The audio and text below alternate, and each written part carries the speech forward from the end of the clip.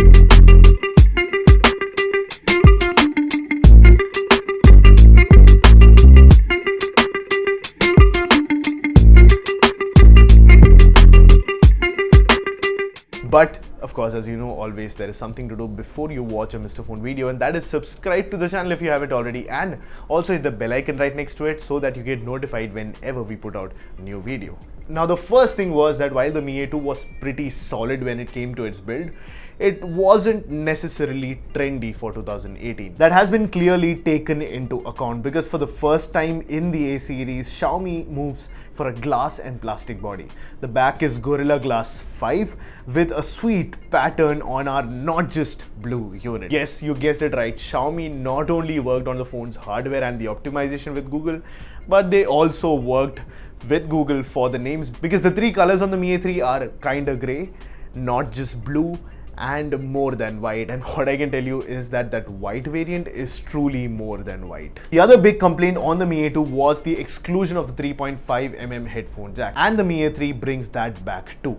So you get the analog 3.5mm jack along with the Type-C port, and according to Xiaomi, that jack is backed by an amp which should provide great audio like we heard from the Mi A1. Now, my favorite is the white variant, but let me know what yours is. Now, moving to the display, the Mi A3 has gone from a standard 18:9 aspect ratio display to a U-shaped notched display with a trendy 19.5:9 aspect ratio. It's trendy, of course, but there's one thing everyone is talking about, and that is that this display is only HD plus resolution, that is 720p plus.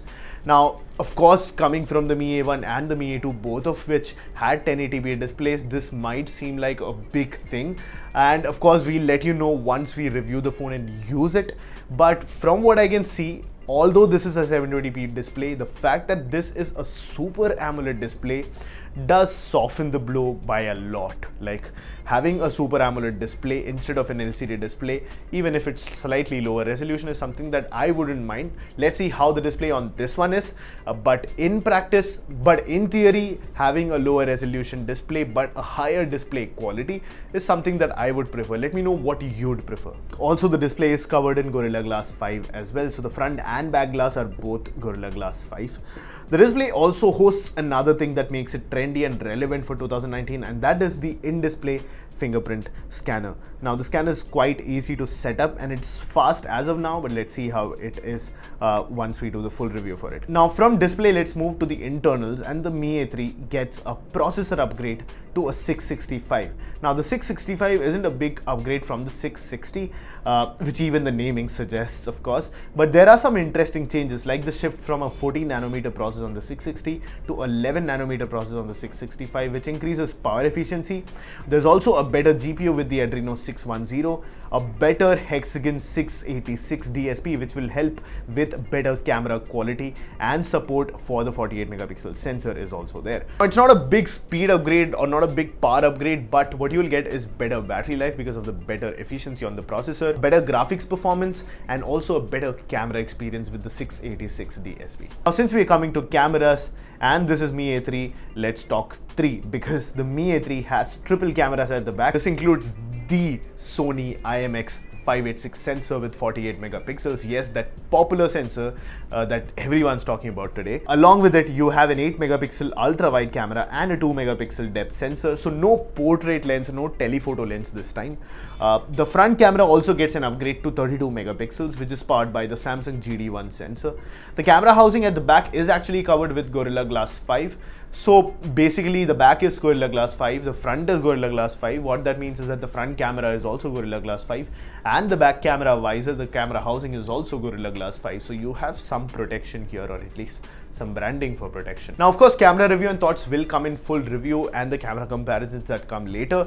But till then, here are a few pictures that we shot using the Mi A3 and you tell me what you think of the camera quality. Finally, we come to the battery, which was of course the biggest complaint on the Mi A2. Well, the battery has been bumped to 4030 mAh, which is great news. And you also get a 10-watt charger in the box with support for up to 18-watt fast charging. I do feel that Xiaomi could have put at least a 15-watt charger in the box, if not an 18-watt charger.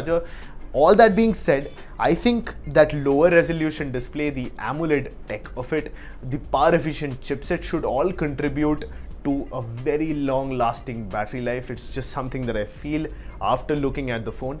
But of course, I'll tell you the exact results in the review, which is coming very soon. So stay subscribed, get your eyes glued to the Mr. Phone channel because the review is dropping very, very soon. So with that, we come to an end of this first impressions of the Xiaomi Mi A3. Let me know what you thought of this phone in the comment section below. Also, as I've said a few times in this video was actually shot a few days before the phone launched. So by now, I have almost done my review and my review will be going up tomorrow on this channel. So stay glued to the Mr. Phone channel, as I said, because the review is dropping and you don't want to miss that. And with that, I leave you to it. Thank you so much for watching. This is Sreehari from Mr. Phone and I'll catch you in the next one.